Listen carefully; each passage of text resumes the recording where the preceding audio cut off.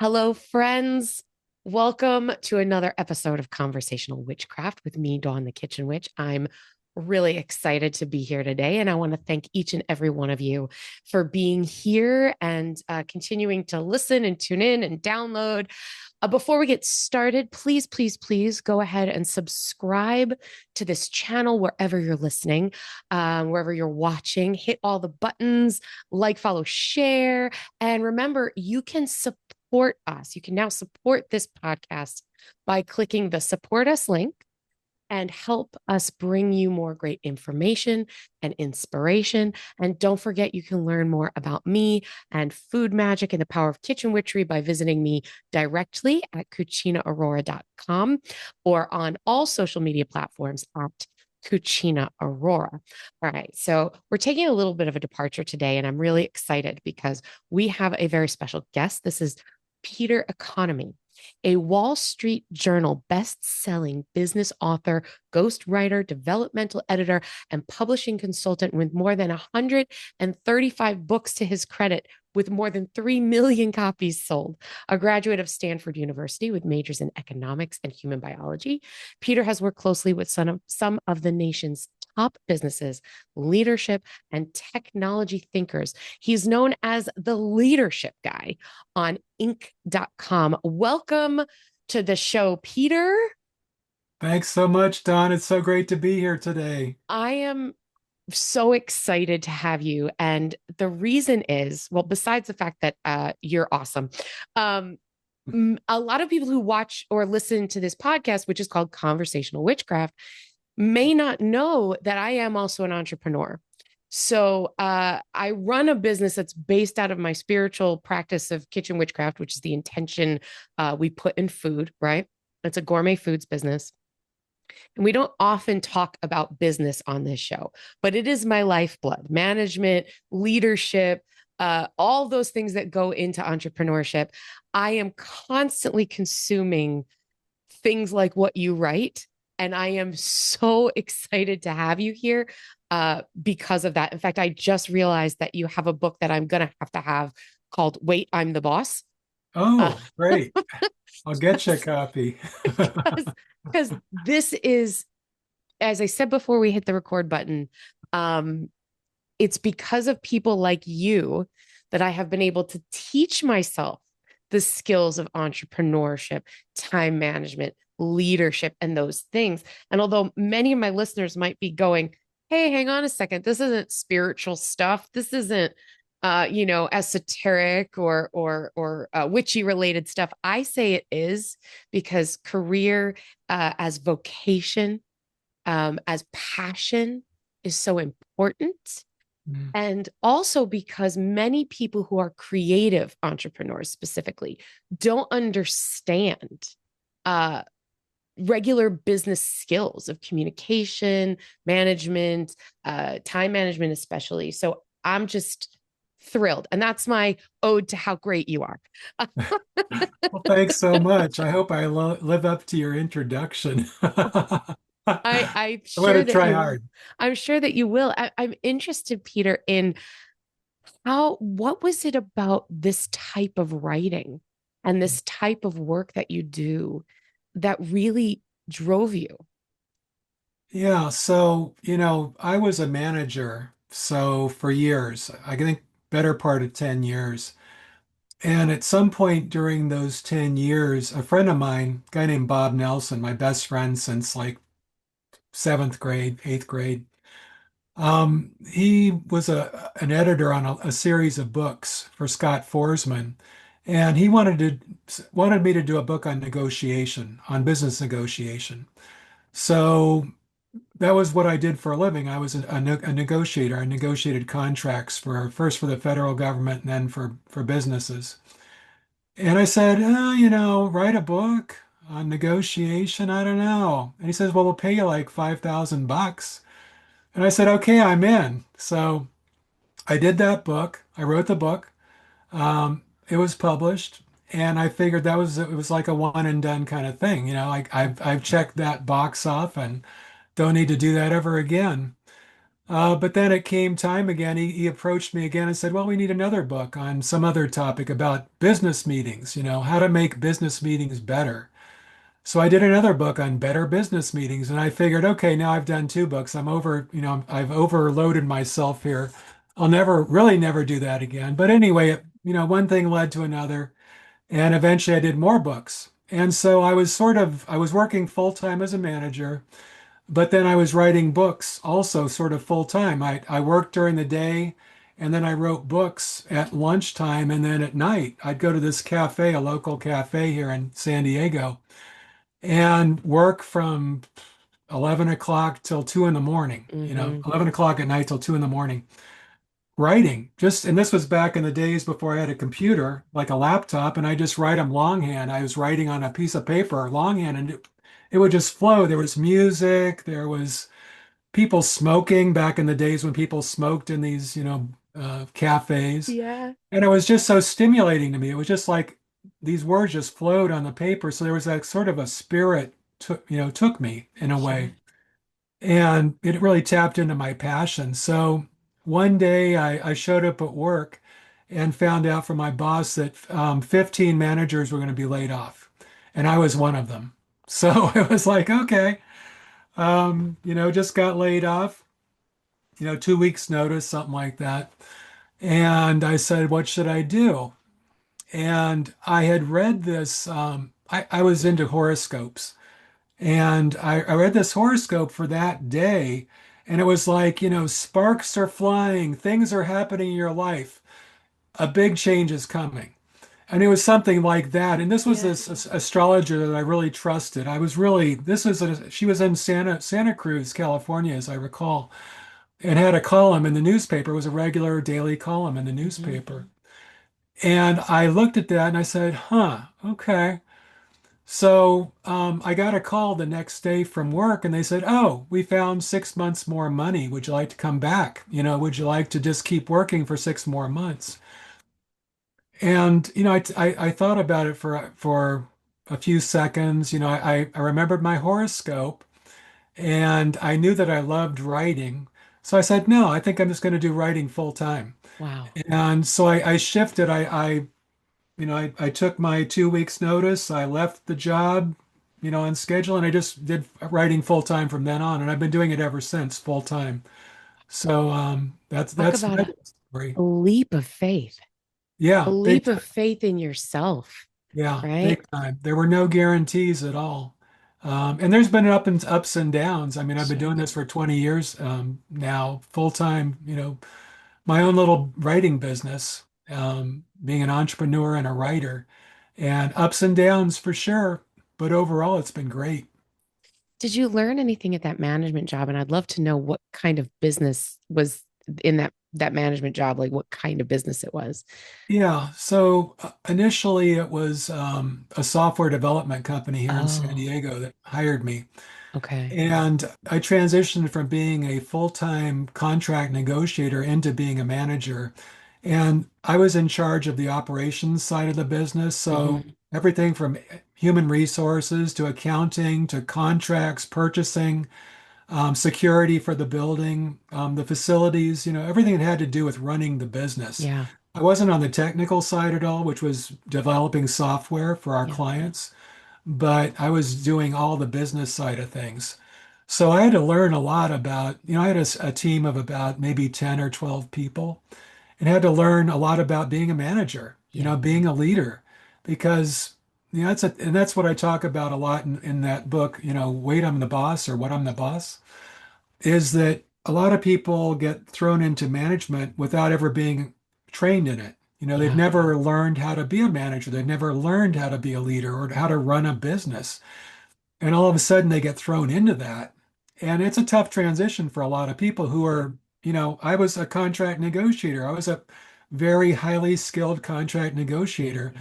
but then I had to become a manager and learn how to lead people. So that's a tough transition to make. Oh yeah. And I would imagine, and if you're anything like me, you're looking around a business like that and you're thrown into a situation and you're going, I could do this better. How come these people are doing it this way? Right. If everybody would just listen, I know what I'm talking about. Why would everybody just listen to me? And that there's a frustration in that, I think, when Sure. you're like intuitively saying, I should do this, but I'm working for someone else, or I'm within a structure that will not allow me to do what I know is right, even when it comes to communication or managing people. Did you have a lot of those experiences in your before you started writing these books? Did you have those experiences that taught you like what not to do in these situations? Yeah, I often say that some of the best, most powerful lessons I've learned about how to be a good manager came from working with bad managers. And I mean, the best examples you'll ever get are people who are not doing it right, doing all the wrong things. They don't treat their people with respect, they micromanage, they Mhm. don't plan. They don't handle the cash well. They don't think about cash flow. They don't do the kinds of things you have to do to run a business and, make sure it's successful. They don't know about marketing, especially they haven't made the transition to social media. I mean, there's a million things Yeah. I could Yeah. tell you about, and I've learned a lot, and that's the kind of stuff that ends up in my books are these things that I've learned through bad managers. Yeah, absolutely. And again, like we've all worked for bad managers. We've all worked under someone who has been a terrible leader. Yeah, Or like even within like organizations in our communities, like sure. or schools or Yeah, things like that. We're like, what is going on?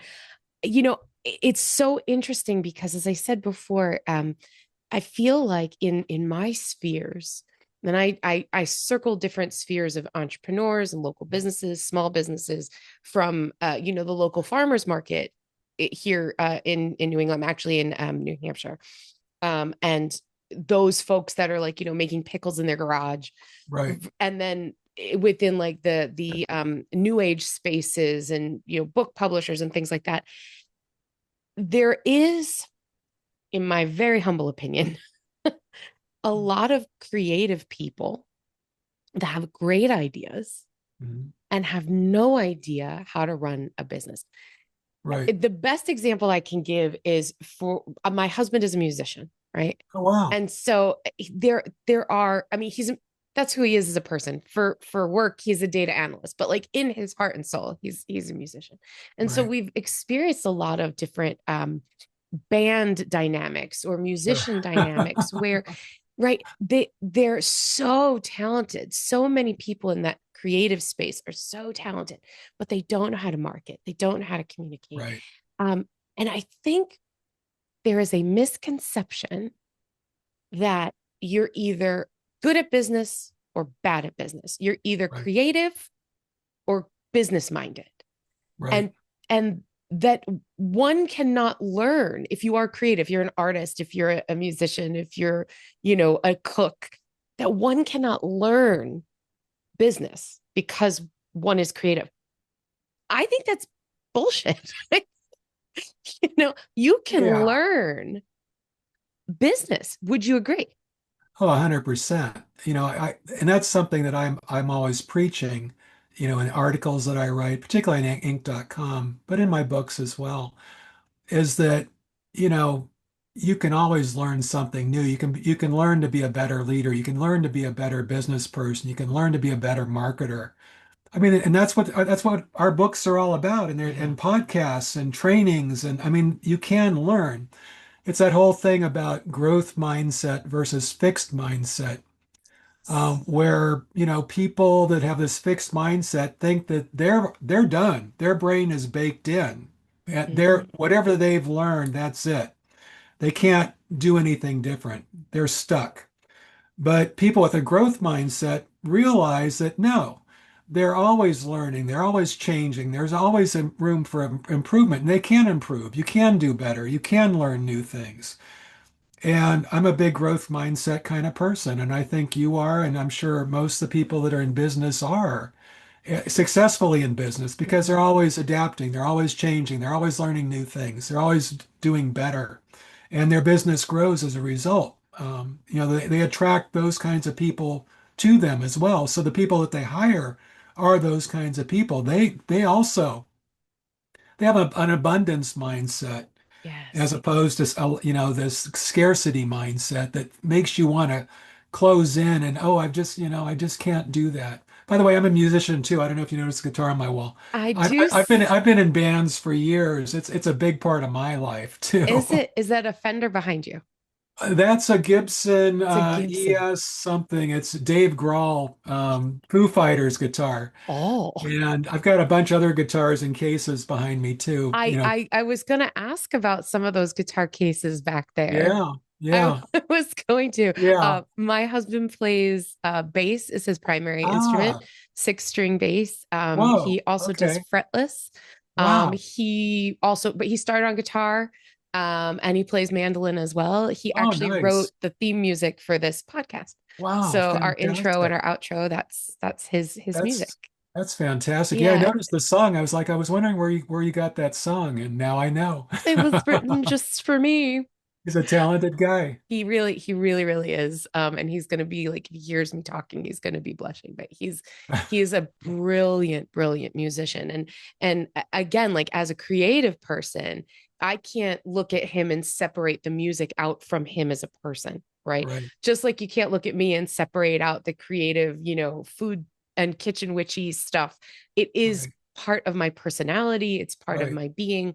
And I often think that when you were saying before about growth mindset, abundance mindset versus fixed mindset, these are Right. terms we hear in the business world.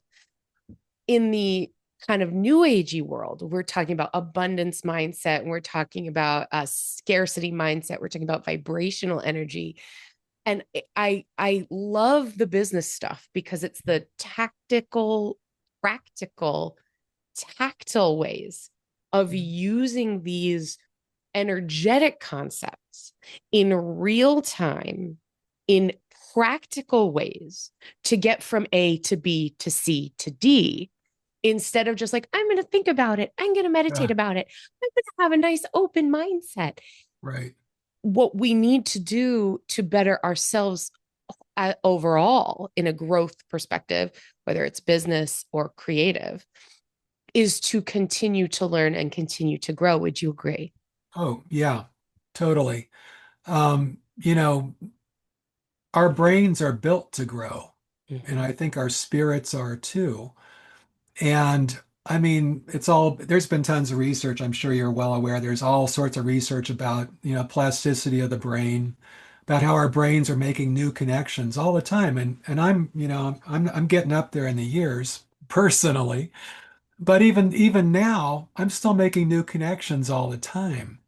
And I'm connecting information that, from the past of my, in my past to my current life.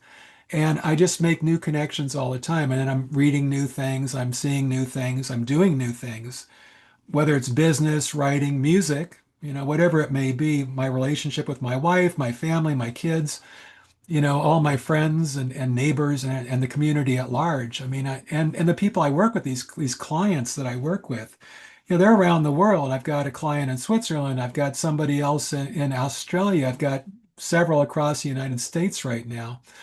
But I've worked with some of the most amazing people, and they just expand my what I learn. I mean, what I know. Every time I work on a new book, I'm learning new things. I'm learning about something new. I just finished a book with this guy in Australia, and it's a book about how AI can be used by business people, particularly managers, executives, but how they can save so much time just by using AI in meetings. So using an AI agent, he uses Otter.ai to record a meeting. You're having a meeting on Zoom or something like this, and you record it. The AI agent records it, and then he has it do certain things after the meeting, like send out a summary of the meeting, send out action items to every person in the meeting, send out different things to different people who have participated in the meeting. By doing that, he can pay more attention during the meeting. He doesn't have to sit there taking notes the whole time and focusing on that. He can focus on the meeting and what's going on. And the AI takes that note-taking task on and then sends out all these things to do, which saves him time and saves everybody time. So Yeah. I learned a lot about that just by working with him on the book. I think that's such a great point because, especially right now, everybody's talking about AI, and I am not young, and AI Ah, scares me. Right? okay. It intimidates me. I'm like, oh, I have to learn a whole new language, a whole new system. I'm just over here Sure. trying to run my business. I'm doing Sure. things the way I've done them, and they're working for me. And I have a business coach because you need to be kept accountable, because you need to keep learning, and you need to have outside influence, right? Right.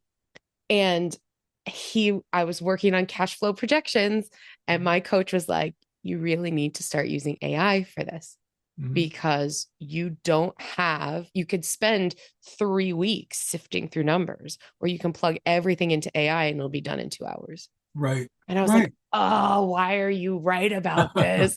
You know, but that idea of allowing ourselves to learn from other people, that we don't know everything, Right. Right. that's huge, Yeah, it really is. right? And, the guy I just finished the book with, what he would tell you in your case is to start small. Think big, start small. That's Yeah, his mantra. Think big, start I small. love that. Just try like a little experiment. Try it with something small to start with. So, pick an AI. I use several. I use Google Gemini because I'm part of the Google universe. I just do lots of Google stuff, including my Gmail address, that kind of stuff. But Chat GPT I've used a lot for other projects. And just try a little thing Yeah. to start with, and then see if it works. Experiment, have some, try to have some fun with it, and then grow it. Yeah. And things like that are those cornerstones of allowing ourselves to grow Mhm. toward who and what we want to be, right? Right, As right. an entrepreneur, as a leader, as a creative, allowing ourselves to take tiny bites of expanded knowledge is how we get there, right? Yeah, yeah, Um, totally. one of the things that a lot of people have a lot of trouble with is time management, right? Okay. Seriously. Seriously. And in the world of business, in the world of life, in just being a human person on the planet, time management is really, really hard. And you have written a brand new book about this. And I want to spend the majority of the next part of this episode talking about this book and all these points. So before we dive into it, we're going to take a tiny little break, hear from our sponsors because we love them. And then we're going to come right back with Peter Economy, and we're going to talk about time management and all the amazing things in his new book. We'll be right back. We're back on Conversational Witchcraft with a special guest. Peter Economy is with us today, and we're talking all things businessy, which really gets my blood flowing because at the heart of me, I am an entrepreneur, a witchy entrepreneur, but I am still an entrepreneur, which took me a long time to say that word. I was like, oh, I own a business. Oh, I just do this little company. And then I realized by reading books like Good to Great, by reading lots and lots of Brian Tracy books, that I was an entrepreneur, that it is in my blood. As much as I am a brunette, I am an entrepreneur. Um, so your new book is called Wait, You Need It When, which I am obsessed with. Okay, so this was sent to me by your publisher so that I could review it before this interview, and I had it on the front desk in our office. And my business partner slash assistant slash head of operations, she saw it and she's like, "Can I have this?" And I was like, "No, you can't have it yet. Yeah, it's mine. It's not. And when I'm done with it, you can have it." But it's the essential guide to time management, productivity, and powerful habits to get things done. Everybody needs a book like this because everybody has trouble with time management. And when we look at it through the lens of business or the lens of leadership, or the lens of someone who just has a lot of projects, this is imperative knowledge. So in your opinion, or factually, what is the number one reason that people lose time, that they don't get things done? Right. So, I think probably the number one reason is just distractions. Mm, I mean, there's been a lot of research on time, the way people use time and so forth, but distractions and interruptions, I would say. And there was some research done that showed that the average employee wastes 2 hours of time every day at work. 2 hours of time. That's over 500 hours of lost productivity every year for an average employee. And when people looked closer at that, well, what are the reasons why? I mean, the number one reason was internet use. mm, Whether that's, emails, instant messages, on playing online games, just looking at the news on your phone, and then doom scrolling, like, mm. Instagram or TikTok or whatever it might be. So, those distractions are really difficult in a workplace. But then when I'm at home, I work at home, and a lot of us do. And there's a million and one distractions at home. I'm married. I've got an older or a younger son who still lives with us, and his girlfriend. We've got cats. I've got doctor's appointments. I've got shopping trips. I drop my wife off at work. Yeah. Yeah. This and that. So I've got interruptions all day long. And, there was more research about that. And I think it was 28, it takes 28 minutes or something to recover from an interruption. No, 23 minutes to recover. So I get a phone call and I'm in the middle of trying to write a book and I'm working on this chapter and I get a phone call and after I hang up, it's a 30-second call. After I hang up, it takes me 23 minutes on average, according to research, University of California, Irvine, to get back in the groove, to get back in the flow of things of what I was doing. Hmm. So that's really difficult to get through. So anyway, back to your question, I think the number one problem with time management is just, interruptions and distractions. Do you think, because like you said before, you've been writing on these topics for 20 years, and you're kind of like the top of the game in these topics. Has that gotten worse with smartphones and younger people coming into the workforce that already don't have a great attention span? Are we seeing that productivity drop even further in today's world as maybe 10 years or 20 years ago? Yeah, back when I was a kid, we had, just a telephone hanging on the wall. Yeah. That was Yeah. it. That was the only outside thing, intrusion that we had beside maybe the TV set sitting in the living room. We had one TV set, and it was in the living room. And that was pretty much it. So today with our smartphones, and our computers, I'm sitting here, looking at my computer as we do our call. And there's all these things I've turned off. I've said, I've turned on my focus thing to try to get rid of those distractions, but there's all kinds of things happening on my computer. My smartphone is in my pocket, but if I allowed it to, it would be pulling me away every 5 seconds. Yeah. News, the New York Times, this thing just happened. My daughter, she's in New York City. Oh, she's going to send me a photo of them playing in the snow today. Right. Right. All these things, all the time. So yeah, today it's more interruptions, more distractions than ever before. And our brains are not meant to take in that kind of information in rapid fire Right. in the way that we are today, which I think creates a lot of overwhelm. And if I'm not 100% sure, but I'm pretty sure that there's neuroscience to back that up. Oh yeah. That is, we're not meant to go, like you said before, doom scrolling and see all the horrors that are happening in the world and then automatically go back to, oh, everything's fine. And I'm going to just fill out this spreadsheet. And sure, now I've Yeah. got to feed the cat. Like our brains are not wired to function in that way.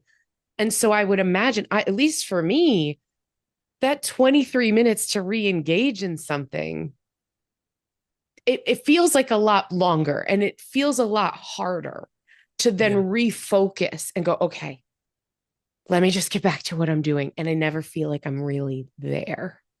Yeah, we as animals, as organisms, as mammals, humans, it takes decades, millennia, centuries, millennia for us to actually, evolve, as a species. All these things that we do and other mammals do, it's taken decades, centuries, millennia to Yeah. evolve. And we're talking about the last 10, in 1990 is when the web was invented by Tim Berners-Lee, I think his name is. The internet's been around since the 60s, but the web has only been around since 1990. Yep. Web browsers came about in the 90s. Smartphones, the iPhone, I think, came out in 2007. There were Yeah. other smartphones before that, but that one really put smartphones on the map Yeah. in a big way. They sold millions almost instantly, millions of phones. So this is a relatively recent phenomenon within the last 20 years for us, to have these smartphones just pinging and dinging and then all these other things we've got on our computers all the time, just taking us to somewhere else. So yeah, we're not built to go from all this distraction to then everything's normal, everything's calm, cool, and collected, and go back in the flow. Yeah. Because as soon as we get back in the flow, there's something else pulling us away again. Yes. Yes. So, I have notes written down here in my horrible handwriting that I can't even read.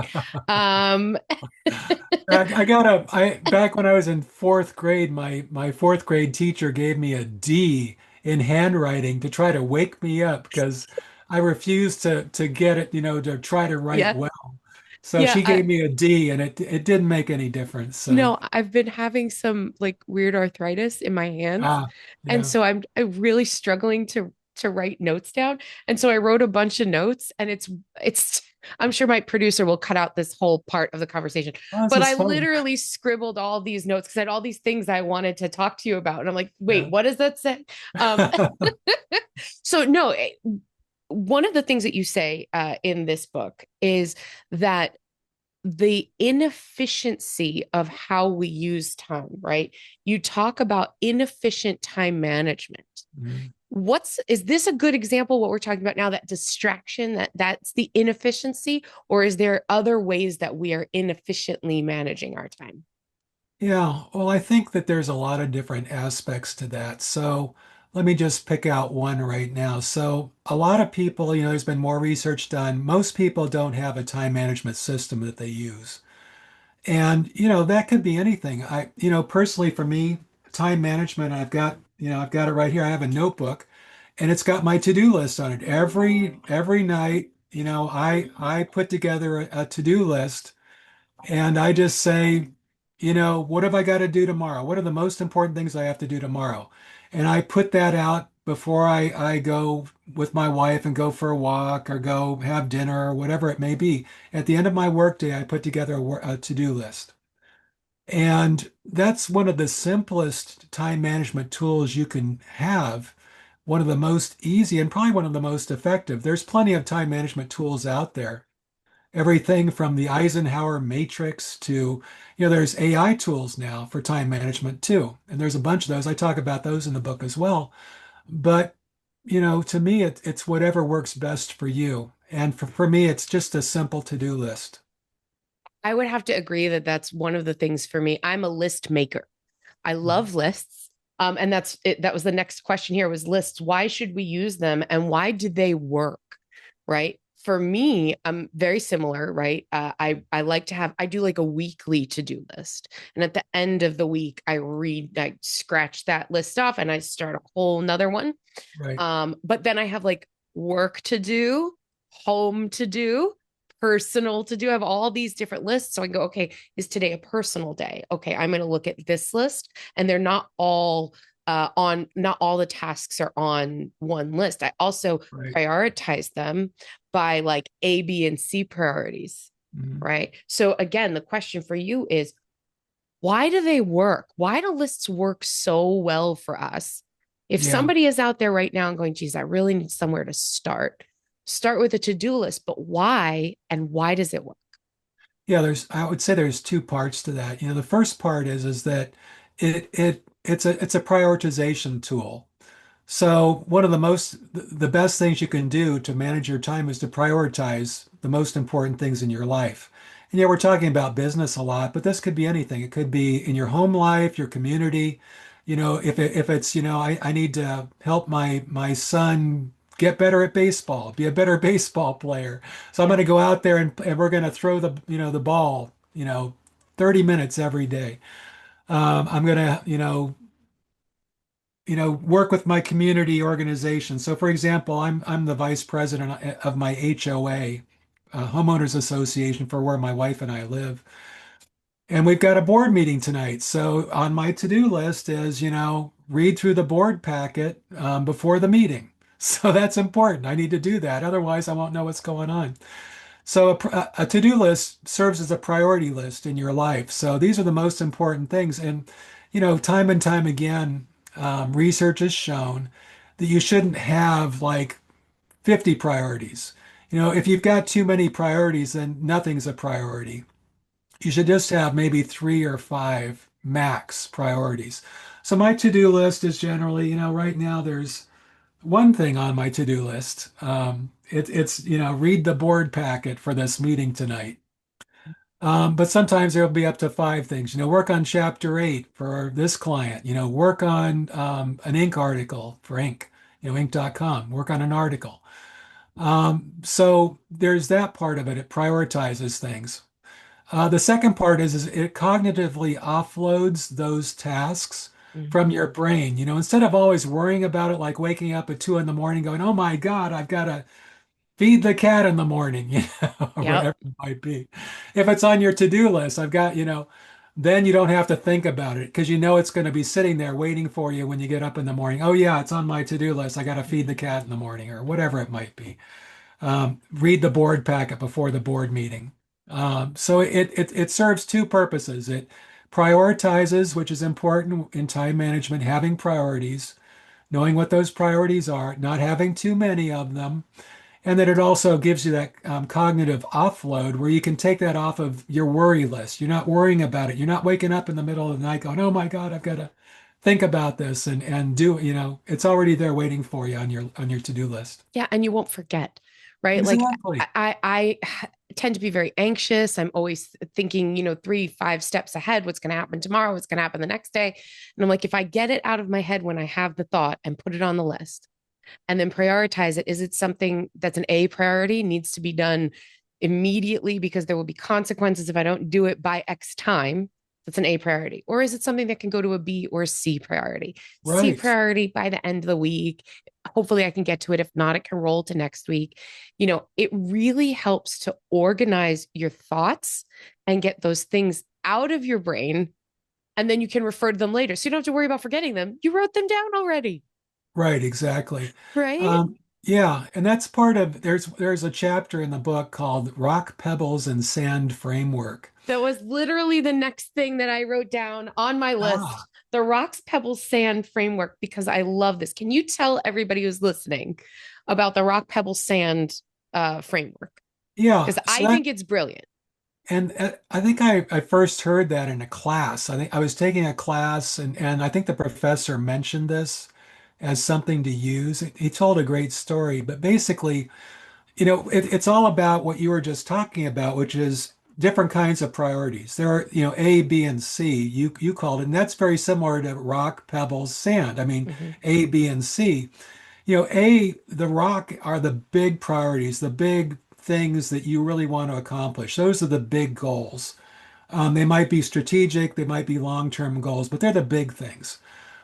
Pebbles are considered the medium priority tasks, the things that are, no, they're not the big goals, but they're not the little things either. They're just sort of in between.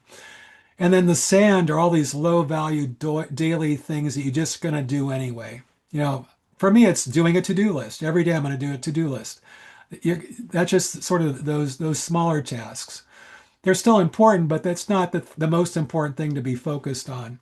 So for me, a rock is writing this chapter. So I'm working on chapter 8 for a client. So that's my big rock for right now. The medium things are, taking care of maybe some ink, like I said, ink articles. They're not time sensitive. That chapter is time sensitive. I got to do it by the end of the week, by this weekend, because I promised my client I'm going to do it by this weekend, so I better do it. So that's my main focus. The articles I can write anytime. They don't have to be done immediately. They're going to appear on ink in February, so no big deal. And then the sand. So, what was funny was when this professor told the story was if you fill a bottle with rock, pebbles, and sand, you should do it in a certain order. If you put the sand in first, if you're doing all these low value tasks first, you're not really accomplishing much. But then you fill the bottle with the sand, then you put in the pebbles, these kind of medium priority tasks. What happens is when you try to put the rocks in, they won't fit. They literally will fall out of the bottle because there's no room for them to be done. You've already filled the bottle up with the sand, the low value tasks, and the pebbles, the medium tasks. If you do it in the other order, if you put in the rocks first, and then the pebbles, those pebbles sort of fill some of the gaps in Mhm. those big rocks.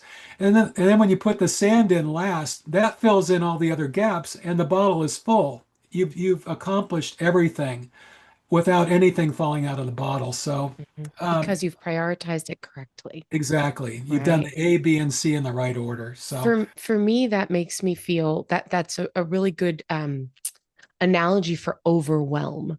So someone right, like myself, again, who struggles with anxiety, sometimes I look at a list or I panic about everything that I have to do. And I go, oh, there's no way. There's no way I can do it all. I'm just a person. right, I'm just one person. Oh my right, goodness. And I get in my head of how am I going to make it work? And then I remember, hang on a second, let's prioritize, right? We take care of the big things first. Those are the rocks. Okay, but then I pour in my pebbles. Oh, look, there's plenty of room for them. Okay, then right, I pour in my sand. Okay, there's still plenty of room for that. I can fit it all in if I take a moment, take a breath, and do it in the right order. right. Right.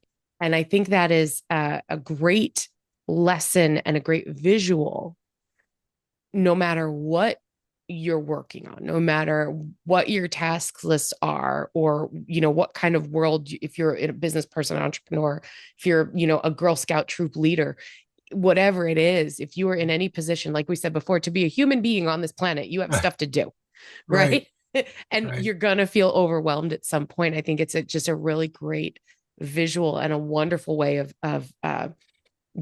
self-delegating, right? right, And taking right. those things and saying, if I'm going to manage myself, Mhm. I'm going to give myself the most important tasks first, Right. right? And I think it's important to keep in mind that as you do that, you need to take breaks. You can't just, I mean, Yeah. rocks are hard things. They're big things. They're not easy to do necessarily. And they require, effort. They require focus. They require time. And you can't just keep working on it without a break. You got to Mm, get up from your chair every once in a while and take a walk, go outside, go do something, go get a breath of air, fresh air, take a walk around the neighborhood, whatever it might be, around the office, go yeah. say hi to somebody, but then get back to it. Don't get back on your phone and then start looking at TikTok. Oh, right. My dad was a college professor, not Uh, until later in life. He worked like 3 or 4 jobs my whole life while he was going for his PhD. right. And then when he finally got his PhD, started working in colleges, and then passed away probably like 10 years after he started that, like probably like 10 years after he got his PhD. So, Yeah. but he used to go to the library Mhm. to work, to work on his dissertation, to Right. work on even after that, like when he was grading papers and doing, professorial stuff. And he would leave the house and go to the library. Mhm. Didn't need to do that. We had a 4-bedroom house, but he left so that he wouldn't have those distractions that we were talking about earlier. Right. And he instilled in me this idea of work for 50 minutes, take a 10-minute break. No matter what you're doing, work for 50 minutes and then take a 10-minute break. Now, for me, I like to work in 90-minute blocks. I like to Sure. chunk my time, especially if I'm working on a project. I Right. like to do 90-minute blocks. Then I set an alarm, turn off all my notifications, set an alarm 90 minutes, and then I just walk around the house. I pick up the cat. Shove my face in his little tummy and, look outside, have a drink of water, whatever it is for 10 minutes, and then come back and set another round of 90 minutes. Right. Right, You exactly. gotta take those breaks. Exactly. And, for me, I can get in this groove, I can get this kind of this flow going. And I think the idea of having an alarm, having a timer is brilliant because sometimes I'll just go on and on. And sometimes you have to kind of wake up. You have to kind of it has you have to that has to be broken. Otherwise you can just keep going for a long time. And then sort of enforcing that. So yeah, 90 minutes, every 90 minutes, every 120 minutes. There's this natural rhythm that we all have in Mm-hmm. our brains, our bodies. In the book, I think I called it the ultradian rhythm. It's been proven that there's this natural rhythm that we all have, but it's different for everybody. Mm-hmm. For me, it might be every half hour. For you, it's every 90 minutes. Your dad said every 50 minutes. Mm-hmm. We're all different. You have to discover that. You have to find that rhythm that you have naturally and then honor it and enforce it. Perhaps you might have to enforce it because, but Yeah. and it's like also the time you're most effective to work. What is your time that you're most effective to do your work? Is it early morning? Is it afternoon? Is it night? Typically I've been a night owl. Now Really. I've been trying to get more sleep. I think it's better for my brain to get more sleep. But typically when I'm working, because sometimes I'll work on 3 or 4 books at a time, which Yeah. is why I've been able to do so many books. And I would work until 2 or 3 in the morning. Yeah. And sometimes when I'm really under a severe deadline, I'll just do all-nighters, just like I did in college. And I do not recommend that. I'm not saying we should do Don't that, but do that. Don't do sometimes, that. yeah, don't do it. But sometimes I do when I've got a deadline and the publisher wants the book and it's due And tomorrow. you do what you have to do. I'll do it. See, and that's the thing in business. I think that every entrepreneur, every founder discovers is that sometimes you just got to do what you got to do. And if that means I'm going to stay up all night and get that project done, I'm going to do it because that's part of my Mm-hmm. reputation. And I think you as an entrepreneur, that you build a reputation as a business person. Mm-hmm. Can you be dependable? Can you deliver a high quality product on time? And I think my reputation as a writer has been to be able to deliver a high quality book on time. And a lot of people out there maybe not so much, but I've been able to do that. But that's how I do it is by sometimes working late at night and sometimes not going to bed that night. Well, that's also your process. Like you said before, you've got to find your natural rhythm. Exactly. I could never, I'm not a pulling an all nighter Mhm. person, but I Right. will work a 14-hour day. I'll be like, 7 a.m. to 8 or 9 p.m. But I Right. gotta go. I need to be in bed by 10 o'clock. You know what I mean? Like if I Yeah. don't fuck and Yeah. I don't sleep really well to begin with, but like my body naturally goes, it's 10 o'clock. You're gonna fall asleep. If you're at work or not, you're gonna fall asleep at 10 o'clock. Right. This brings me to the last point I really want to go over. It's my favorite part of this new book, Wait, You Needed When. It is learning to say no. Ah, yes. Yes. Learning to say no. A long time ago, I want to say it was right after my father passed away. I had this random person who was like at my chiropractor's office. We were having this conversation, and she said to me, and I will never forget it, no is a complete sentence. Right. And Right. as I have grown, I have realized that as somebody that works in kind of the spiritual spaces, that no is powerful magic. It's powerful um, protection. It's powerful, especially as a people pleaser, right? Right. Saying no is really important. Entrepreneurs, writers, creatives, we all want to say yes to everything because we're Sure. so afraid to say no to lose an opportunity, to have someone think, oh, well, they're not grateful for this thing that I'm trying to give them. I would like to hear you talk about the power of saying no and why it is so important. Yeah, I mean it is completely, utterly important to be able to say no to, and it's really a self-protection mechanism to avoid being overwhelmed with any variety of things in your life. So, for me personally, from my business as a writer, you're right. I think most of us are people pleasers. We want to please our parents. We grow up, we're trying to please our parents. We're trying to please our teachers. We're trying Mm-hmm. to, our professors, our bosses, as we get into work, we become a worker, an employee. We want to please our bosses. We always kind of are brought up on that. And it makes us feel good. When we make someone else feel good, it makes us feel good. So we don't want to disappoint someone. We don't want to Right. disappoint our parents, our teachers, our boss, our clients, for me, my clients. And, it begins with, for me, a new project. So yeah, I've written a lot of books, and that means I'm usually working on multiple books at a time. But there's only so many books. I mean, I recognize that there's only so many projects I can do at once. I have a maximum. I have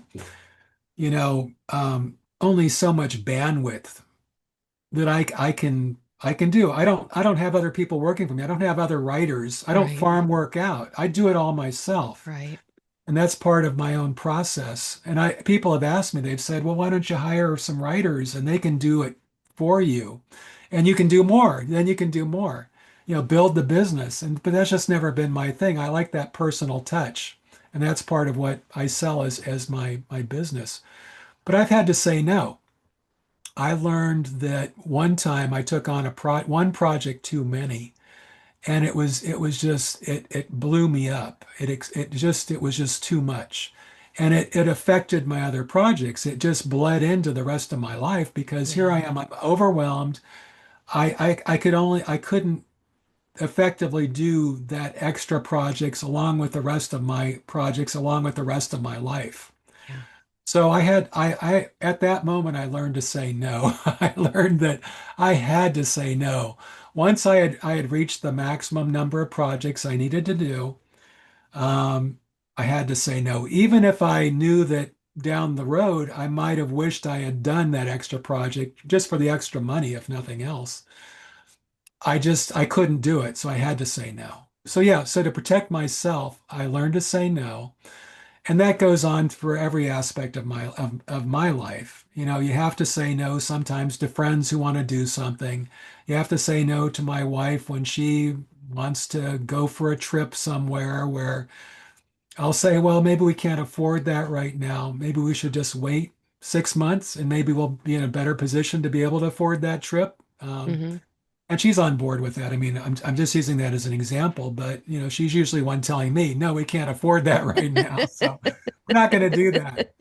So she's the one telling me no, but every aspect of our lives, we have to learn when to say no and to then enforce it, to actually not to then backslide and say, oh, maybe I'll change my mind, Yeah. actually, let's do it. No, you really Yeah. have, it is a sentence. No is a complete sentence, Yeah. complete statement. Yeah. And I've been in business for 12 years. And when I first started, um, I had some advice from some people that I thought that knew better than me. And I'm Mhm. sure there were things that they knew a lot better than me, but they didn't know me or my business. And they basically instilled this idea of you got to say yes to everything and figure it out later. Wow. Wow. You got to say yes to everything and figure it out later. And so I was like, yeah, absolutely. Yeah, I can do everything. I can do everything. And I will just figure it out how I'm going to do it once I agree to it because I don't want to miss any opportunity. Right. And I took opportunities that weren't for me. Right. They weren't right for me. They almost bankrupted me. Mhm. There were situations that I should not have taken. Like I'm all about risk taking, right? Especially in business, you've got to take you've got to take risks. If you're, doing any projects, sometimes you have to just throw everything against the wall and see what sticks. And I'm all about that. But like if your gut is saying, this doesn't feel right, you've got to learn to say no, because that no preserves your energy, your space, your sanity to put that time elsewhere. Just recently, and it's something I struggle with. I'm going to be like super honest. It's something I struggle with. Just recently, there's a trade show that my company does every year. We've been doing it for the last 12 years. I only ever missed 1 year because of COVID, and it has been steadily declining. We Ah, went from doing like coming home with bags of money to coming home with hardly any money to coming home with losing money. right, sure. And I said this year, I just can't do it. The answer is no. And I felt, and I'm using that feeling word, not the knowledge, but the emotion of, I'm going to disappoint people. Mhm. People are going to be really disappointed because I'm not going to be there. And the people that are running this trade show are going to be really disappointed in me. And I said, that doesn't really matter because this isn't right for me right now. Right. And that was a huge no. That was incredibly uncomfortable, but it allowed me to say yes to going away with my husband for a weekend. He's playing a show that I wouldn't get to see if I had chosen this other thing. Yeah. So no is a complete sentence. It is Mhm. necessary and can open us up for so many other possibilities. Yeah, it's that old door closing, but then a new door opening Yeah. because you close that door and all of a sudden new doors open up for you. And that's so true. I mean, in your case, being able to see your husband play in his band, and that's great because otherwise that wouldn't have happened. And I've said no to projects, and this is different. There's two aspects, and one of the aspects is like you've said, if it's not aligned with who you are, if it's not aligned with where you are right now. Right. And we all change. This is part of that whole growth mindset. We're Yeah. changing. You know, 6 years ago I might have done it. Now I'm not. I don't do Yeah. that anymore. So I say no to projects that aren't aligned with what I do. They just Yeah. are not in my wheelhouse. It's just like, no, I think you should find somebody else because Yeah. that's just not what I write about. I don't do that kind of project, those kinds of books. And then there's the other aspect, which is just that bandwidth. I don't have the time. I don't have the ability right now to fit it into my schedule. So I'm going Mm-hmm. to say no because of that. So, but yeah, and either of those then frees you up for other things, other opportunities, whether that's, just having peace of mind, if nothing else, just being able to relax. I turned down, I had promised myself that I would take Christmas, break. I would take that time between about mid-December through the new year. I'm going to take that time off Yeah. and just relax, just not work, do no work, and spend time with family. Go out and do some things, go out, hike around, go restauranting, Right. just having fun, just relaxing. With my wife, we'll go drive to the desert and go look at the flowers, go buy some Right. grapefruit out there at this orchard we go to. And I got an email from some potential client. This was right after I'd started my little sabbatical. Said, "Oh, I just got this quick little project. It's pretty quick. I need it by mid January."